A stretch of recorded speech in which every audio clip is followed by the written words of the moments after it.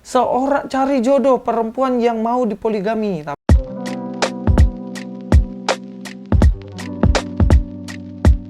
Assalamualaikum, selamat datang kembali di channel ini. Kali ini saya akan santai aja bahas seorang mualaf ya, Ipung Atria namanya.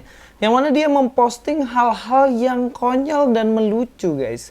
Apakah yang konyol itu? Yaitu tentang katanya bagaimana Kristen Ortodoks Syria juga mereka punya jenggot seperti Yesus punya jenggot. Konyol cuy. Tapi ya bagaimanapun juga ya kita bahas aja lah, kita hargai. Siapa tahu malam-malam yang indah ini bisa terhibur dengan kekonyolan yang dia sampaikan. Walaupun yang disampaikan itu tidak langsung secara tutur kata, tapi melalui tulisan. Tapi kita bisa melihat beberapa kekonyolan di dalamnya. Ya, yang pertama adalah mengenai apa yang disampaikan, yaitu 2 hari lalu ya, berjilbab tapi berkalung salib. Jadi di sini dia kaget karena ternyata ada yang berjilbab tapi kalungnya salib. Oke, kita lihat ya, Bunda Etika, Madam Detektif, nggak tahu siapa nih orang ya. Coba kita cek dulu. Siapakah engkau, Madam Detektif? Oh, dia ini sepertinya apa pula ini kontennya? Tewasnya mahasiswi sehelai membuat memaksa pelaku mengakui, entah, nggak penting juga.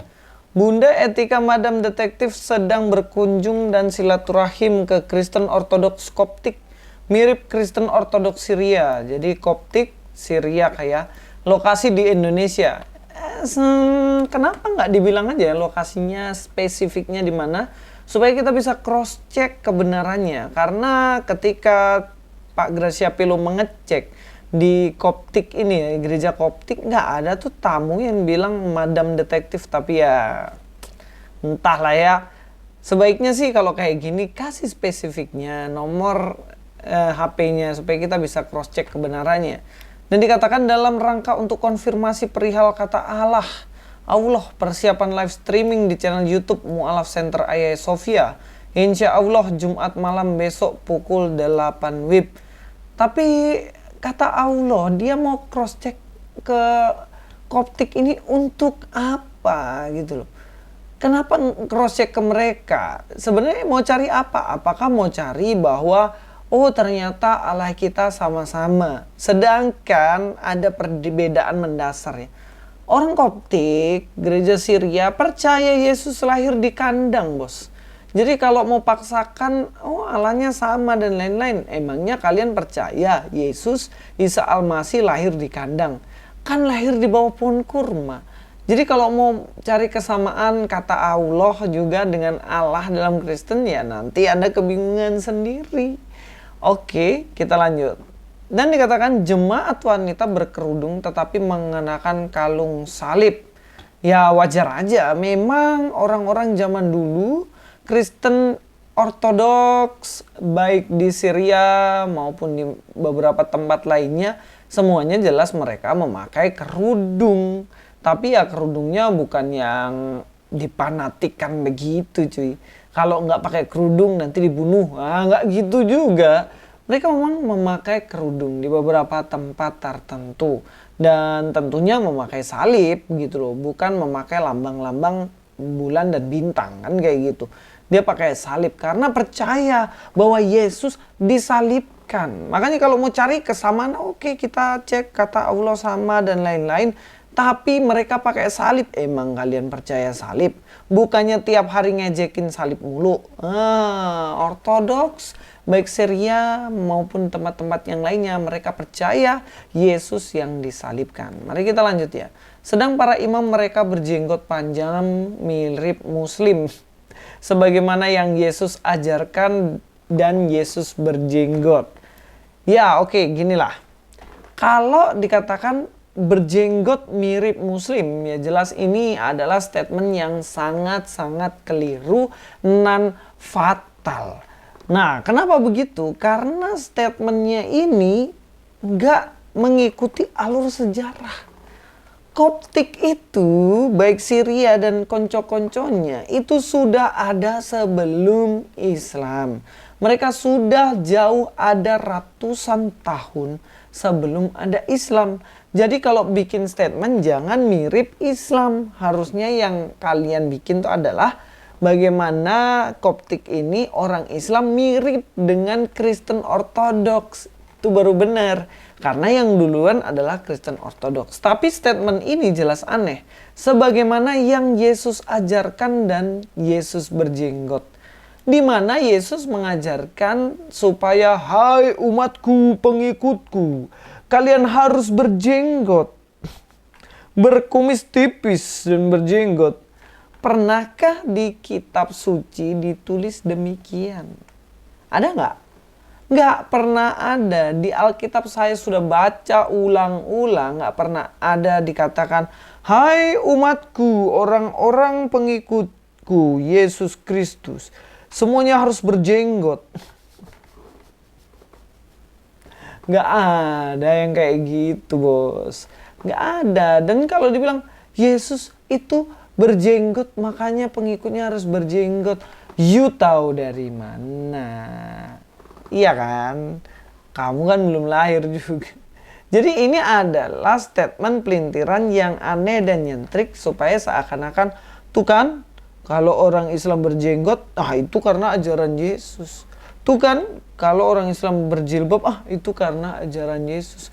Tuh kan, orang Kristen tidak berjenggot, berarti melanggar aturan Yesus. Tuh kan, orang Kristen tidak berjilbab, berarti langgar aturan Yesus. Ini ajaran taman kanak-kanak, bos. Jadi kalau ada orang melakukan ini, maka dia harus lakukan ini. Ya nggak gitu, bos. Cara memahami ajaran Yesus. Apa yang dikatakan dalam Alkitab itu ajaran Yesus. Yesus mengatakan bahwa dia datang ke dunia untuk mati dan bangkit kemudian naik ke surga. Itu ajaran Yesus sendiri. Bahkan sebelum Yesus mati dia sudah sampaikan duluan. Ya kan? Tapi bukankah Anda semua menolak bahwa Yesus disalibkan? Bukankah kalian semua menolak bahwa Yesus bangkit dari kematian dan naik ke surga? Benar nggak? Jadi mau cari apa? Ke Koptik Ortodoks Syria, mau ke Rusia, mau kemanapun, mereka percaya Yesus mati dan bangkit. Lah kok kalian mau cari ke sana nyamain? Emangnya kalian percaya Yesus bangkit dari kematian?